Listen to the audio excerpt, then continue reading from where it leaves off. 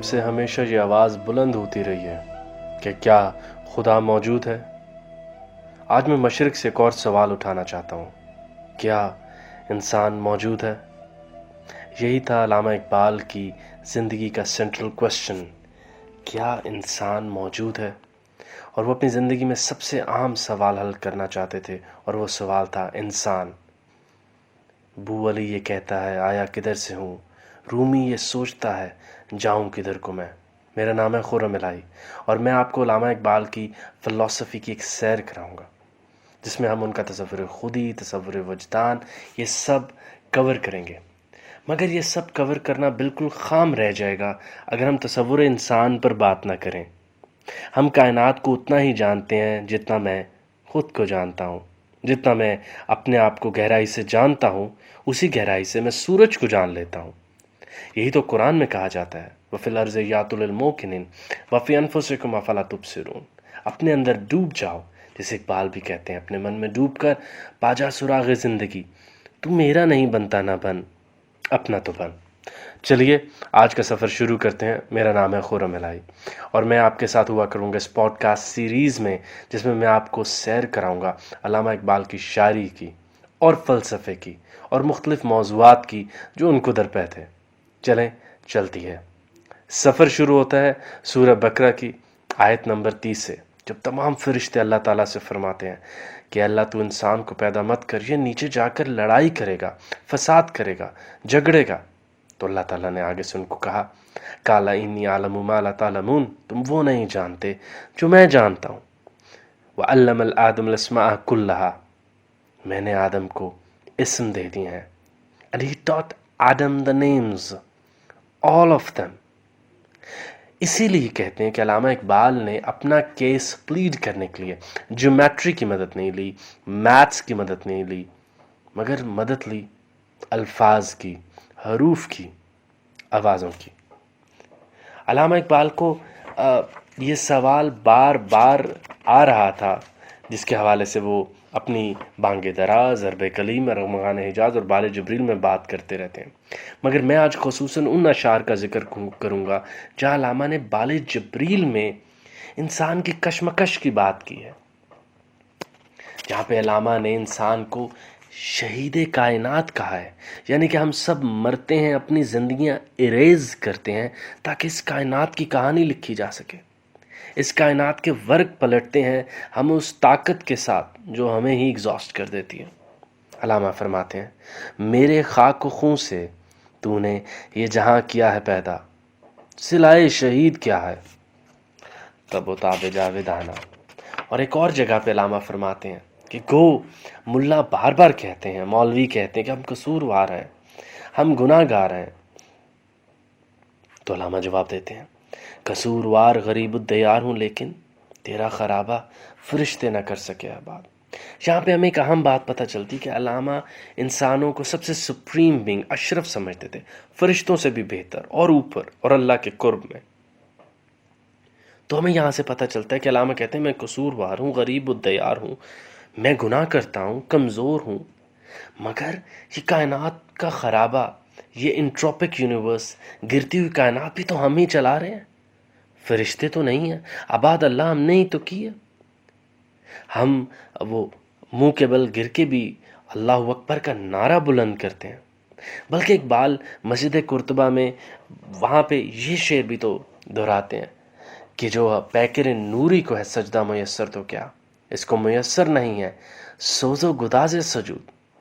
پیکر نوری یعنی فرشتوں کو سجدے تو میسر ہیں، مگر وہ سارا دن کی تھکاوٹ کے بغیر کر رہے ہوتے ہیں، اور میں سارا دن کا تھک کے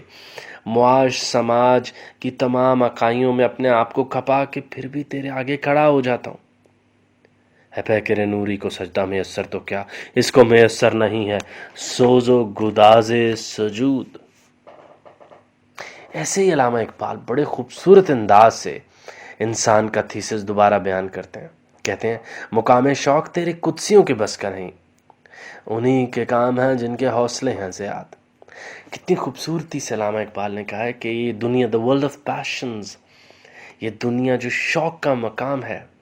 یہاں قدسی فرشتے اس کو آباد نہیں کر سکتے،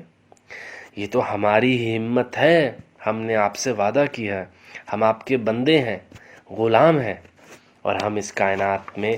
اسی واسطے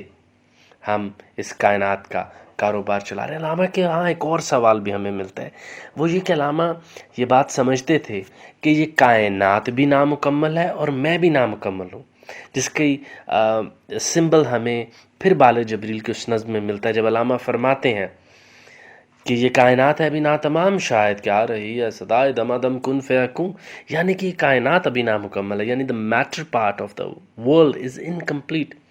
اور ایسے ہی میں بھی نامکمل ہوں، یعنی کہ اگر میں اس کائنات میں خدا کا خلیفہ ہوں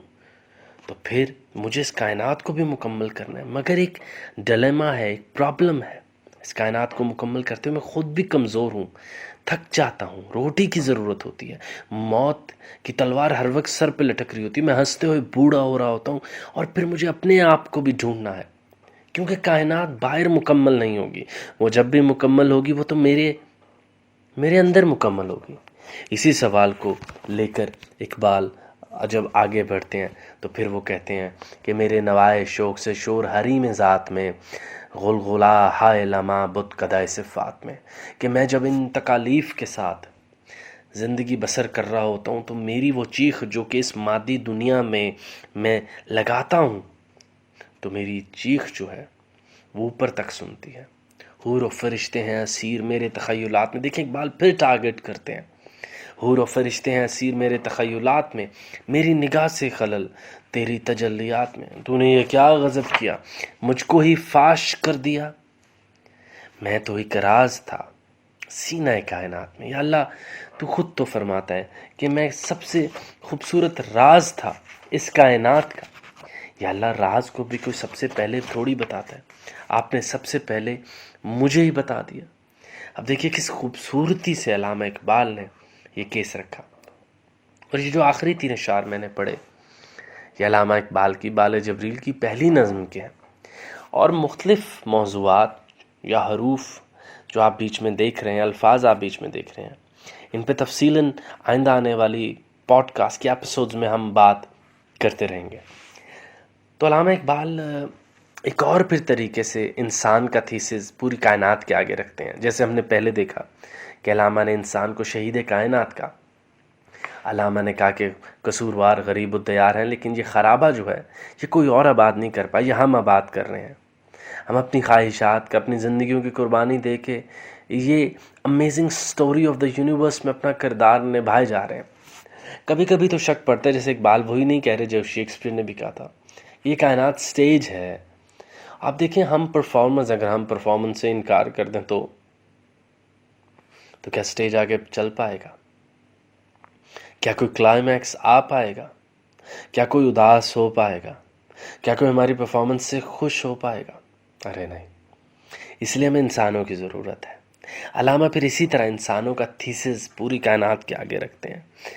اور یاد کراتے ہیں کہ عروج آدم خاکی سے انجم سہمے جاتے ہیں کہ یہ ٹوٹا ہوا تارا مہ کامل نہ بن جائے،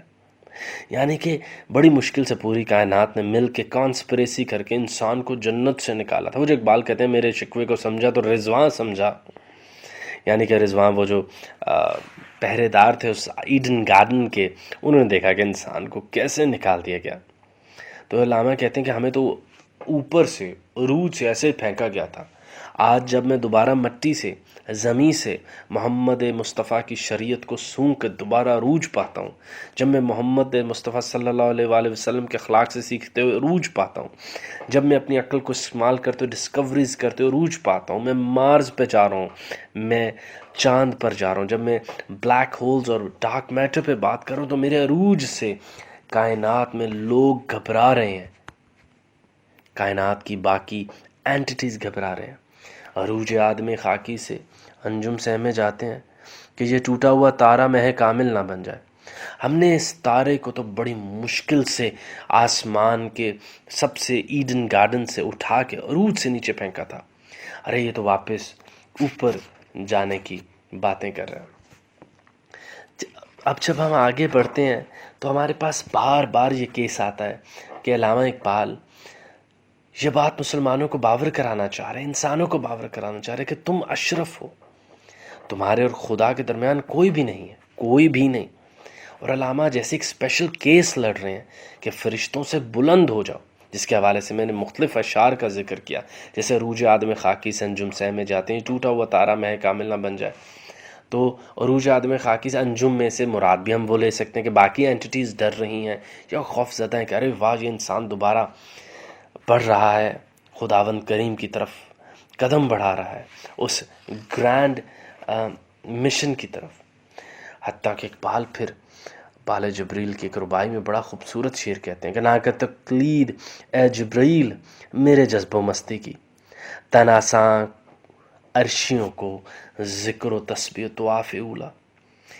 کہ اے تو باقی فرشتوں میری کاپی مت کرو، میں تو سارا دن حلال کمانے کے لیے تھک جاتا ہوں، تبھی شاید نماز بیٹھ کے پڑھ لیتا ہوں، تم لوگ ایسے مت کاپی کرو. You have not gone through that torn, تم اس مشکل میں سے گزرے نہیں ہو جس میں سے میں گزرا ہوں. کوئی آسان ہے انسان ہونا؟ وہ جو کہتے ہیں کہ آدمی کو بھی میسر نہیں انسان ہونا کوئی آسان ہے؟ کہ ہمارے اوپر سب سے بڑا بوجھ تو ہمارے جسم کا ہے، گو کہ ہم شعور ہیں یا ہم تصور خودی ہیں یا ایک بہترین خیال ہے، مگر ہمارے اوپر یہ جسموں کا بوجھ بہت بھاری بوجھ ہے. اس کے ساتھ کلمہ پڑھنا ویسے ہی بہت مشکل ہے، یہ جسم تک جاتا ہے. پھر وہ جو کہتے ہیں، خصوصاً خسرو نے اس پہ پوری نظمیں بھی لکھی، کہ یہ جسم تو ایسی شے ہے کہ اس کو جو میٹھی شے دو، خوشبودار شے دو، یہ اسے بدبودار یا پھیکا کر دیتا ہے. پانی پیو پسینہ آ جاتا ہے، خوراک کھاؤ تو وہ بھی جو ہے وہ انسان کے اندر سے ایک بری شکل میں ایکسکریٹ ہوتی ہے. جو شے بھی دیکھو انسانی جسم اس کو جیسے پلید کر دیتا ہے. تو یہ ایک جسم بہت بھاری ہے اور اس کو بار بار صاف کرنا پڑتا ہے تاکہ خداوند کریم کے سامنے جا پڑے. تو اقبال وہی کہتے ہیں کہ فرشتوں کو کہتے ہیں کہ دیکھو میں جب نماز پڑھتا ہوں یا جب میں تھک کے اللہ کے حضور کھڑا ہوتا ہوں تو بہت مشکل ہوتی ہے، کیونکہ میں سارا دن تھک چکا ہوتا ہوں، میرے اوپر ذمہ داریاں ہوتی ہیں. مجھے اپنی ہی کتاب مین kind encountering angels in poetry of Iqbal کی وہ لائن یاد آ گئی، جس میں ایک دن یہ خیال آیا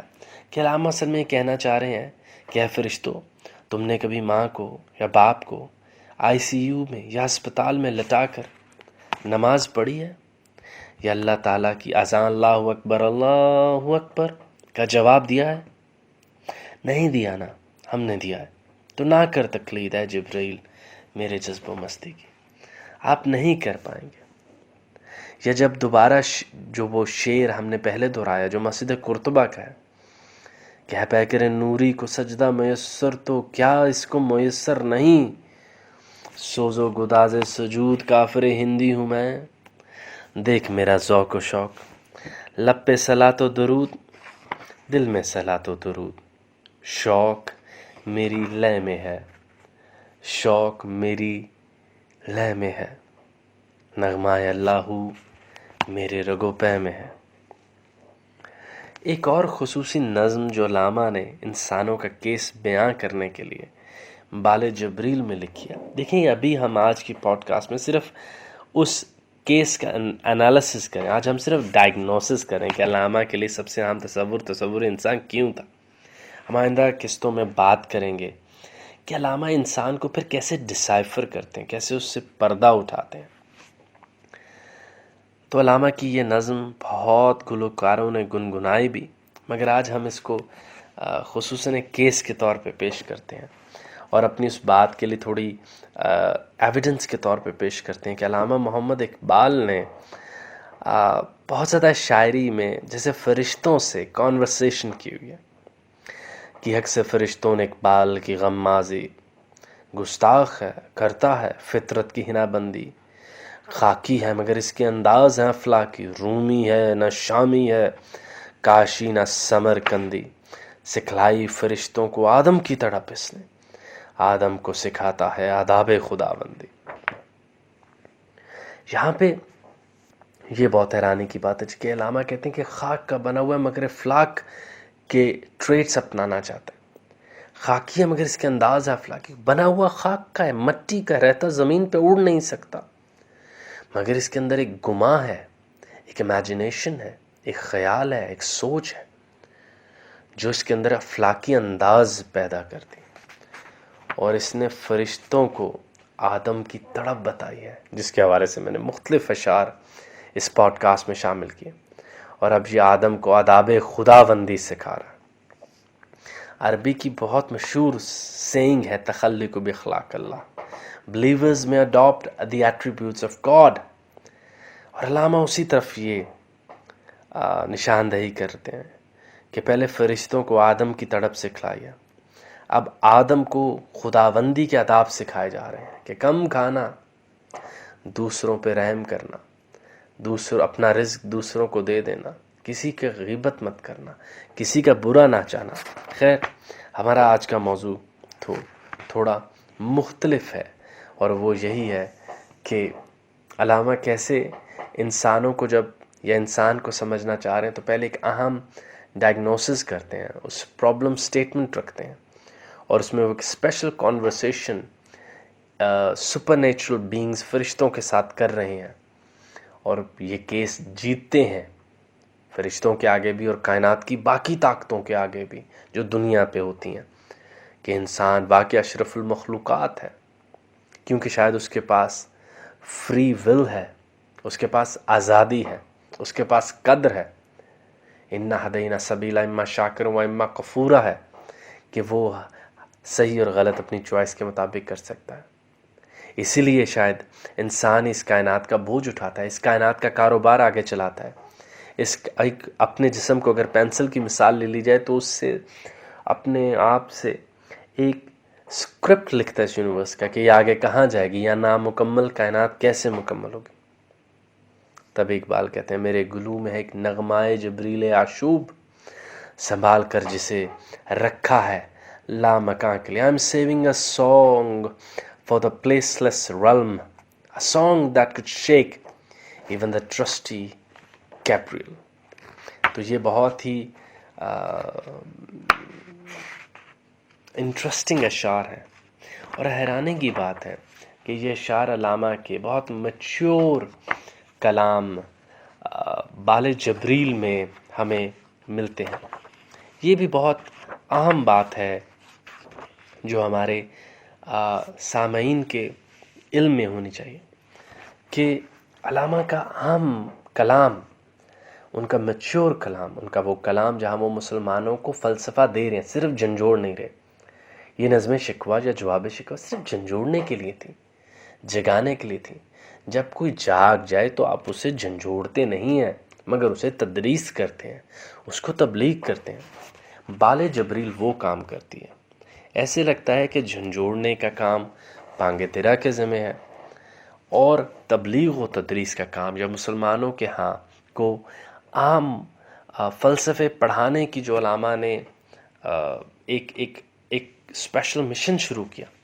وہ ہمیں بال جبریل میں ملتا ہے۔ خیر، اب اتنی باتیں علامہ نے انسانوں کی طرف سے کی ہیں، تو کوئی نہ کوئی بات علامہ نے پھر فرشتوں کی طرف سے بھی تو کی ہوگی۔ تو بال جبریل میں ایک نظم آتی ہے جس میں فرشتے جو ہیں وہ جب آدم کو رخصت کرتے ہیں تو اس کو ایک پیغام دیتے ہیں۔ اس کا پہلا شعر بہت انٹرسٹنگ ہے۔ عطا ہوئی ہے تجھے روز و شب کی بے تابی، خبر نہیں کہ تو خاکی ہے کہ سیماب بھی۔ سیماب مرکری کو کہتے ہیں، جو بالکل سیٹل نہیں ہوتی، کہ بھائی جا تو تم زمین پہ رہے ہو، کبھی کبھی لگتا ہے کہ تم خاک ہو، بالکل مٹی ہو، ہلتے ہی نہیں ہو، جیسے کہ جتنی نصیحتیں کر لو تم پہ فرق ہی نہیں پڑتا، برائی کیے چلے جاتے ہو، اپنے آپ کو بھی تباہ کرتے ہو اور کائنات کو بھی۔ اور کبھی تم اتنے انٹرسٹنگ اور پاورفل ہو جاتے ہو کہ لگتا ہے کہ تم مرکری ہو، تم سیماب ہو۔ سنا ہے خاک سے تیری نمود ہے، لیکن تیری سرش میں ہے کوکبی و مہتابی۔ We hear you are created from clay, but in your nature is the glitter of stars and moon۔ لگتا تو یہی ہے کہ تم مٹی سے بنے ہو، خاک سے تیری نمود، لیکن تیری سرش میں ہے کوکبی و مہتابی۔ مگر کبھی کبھی لگتا ہے کہ جیسے ستاروں اور چاند کے جیسے کوئی راز بھی فقط تیرے ہی پاس ہے۔ اور پھر اتنا خوبصورت شعر علامہ لکھتے ہیں کہ جمال اپنا اگر خواب میں بھی تو دیکھے، ہزار ہوش سے خوشتر تیری شکر خوابی۔ Your sleep would be preferable over much wakefulness if you could behold your own beauty even in a dream۔ خیر، اس طرح علامہ کے اشعار تو چلتے ہی رہتے ہیں۔ تو ہماری آج کی پوڈ کاسٹ میں ہم نے ذکر کیا ہے ان اشعار کا